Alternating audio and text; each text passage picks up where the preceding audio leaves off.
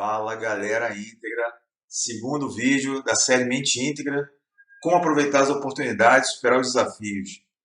Na introdução, eu comentei a respeito da valia de você ter somente leis e o impacto dessas leis no combate à corrupção.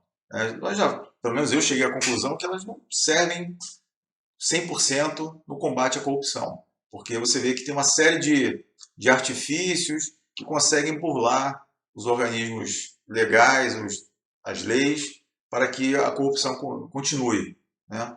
Então, nesse capítulo, eu quero começar com a palavra de um xará meu, que maravilhoso, um brilhante acadêmico, Rui Barbosa, onde ele percebeu já no início do século XX que a sociedade já tinha algumas questões que não estavam indo bem, né? E aí ele publicou esse parágrafo que para mim é atemporal, ou seja, ele não envelhece e não perde o sentido. Então, de tanto ver e triunfar as nulidades, prosperar a desonra, crescer a injustiça, agigantarem-se os poderes nas mãos dos maus. O homem chega a desanimar-se da virtude, a rir-se da honra e a ter vergonha de ser honesto. Olha só, lá atrás, Rui Barbosa já falava da vergonha de ser honesto, que com certeza, como ele era um observador, um sujeito de grande inteligência, considerado, chamado a Águia de Haia, pelas defesas que ele fazia em Haia, você vê que ele já percebia na sociedade que as pessoas estavam desistindo de ser honestas.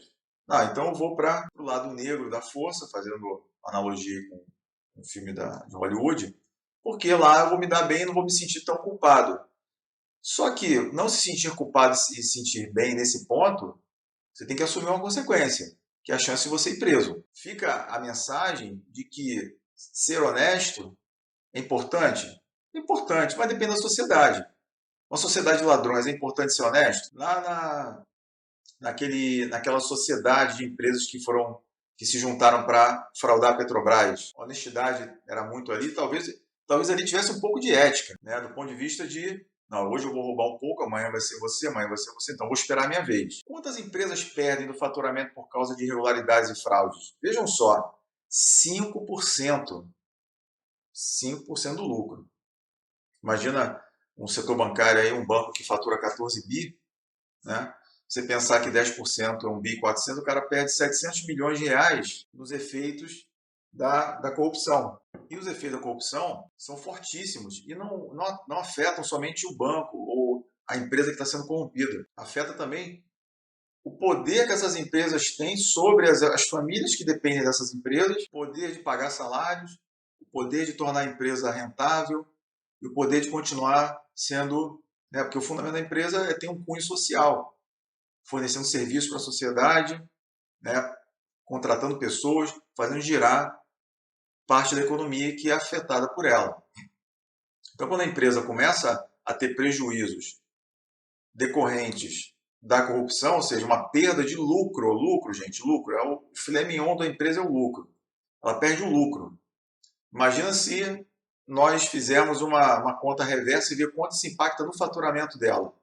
Pegar esse lucro aí de 700 milhões que eu dei de exemplo e fizer todas as composições tributárias ali em cima, você vê o impacto no faturamento que essa empresa vai ter. Olha só.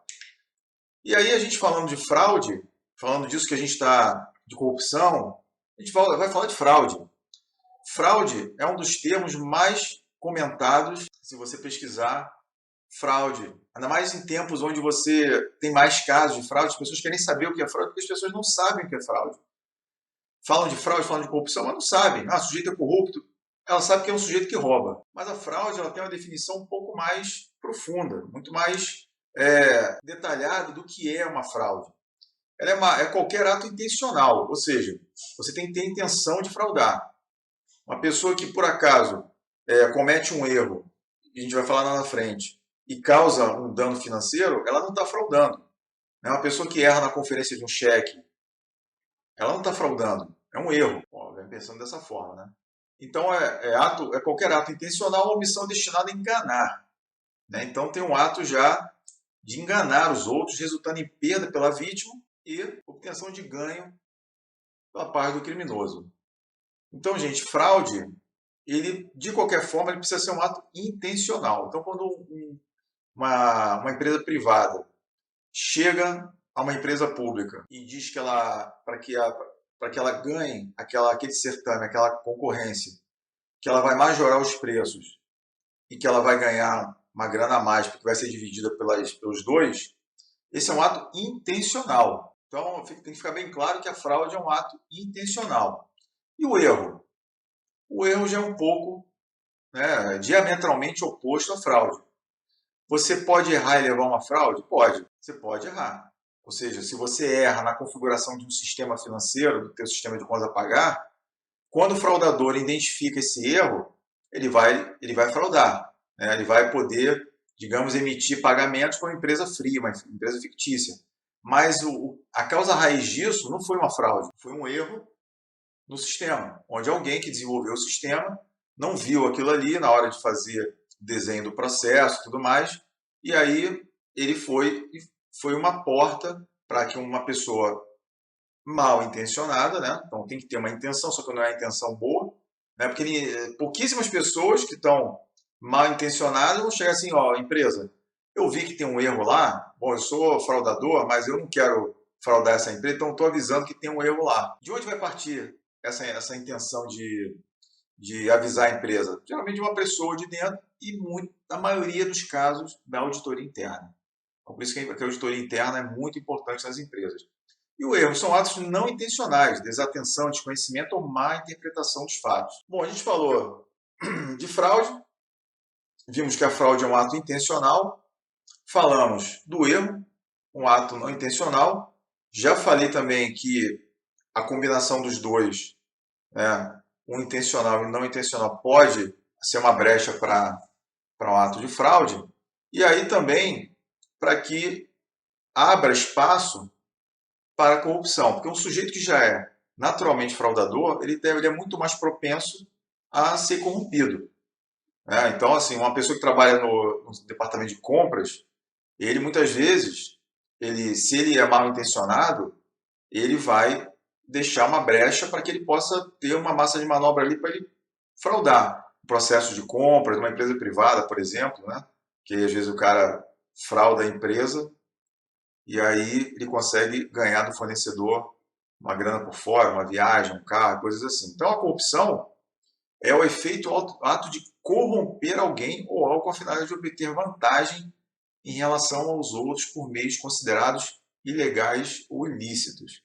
Então, voltando àquele exemplo da corrupção no setor público, o sujeito da empresa privada chega para o sujeito do setor público e fala o seguinte, ó, sei que tem um processo de cotação aí, para uma obra de 1 bi, por exemplo, uma obra grande, 500 milhões, não importa o valor, uma obra de vulto, e eu tenho uma máquina na minha empresa, né, que eu posso te pagar uma grana se eu entrar aí e ganhar esse processo. Eu vou colocar uma grana, vou majorar o valor, e você mexe os seus pauzinhos aí para que isso possa acontecer. Esse é o ato.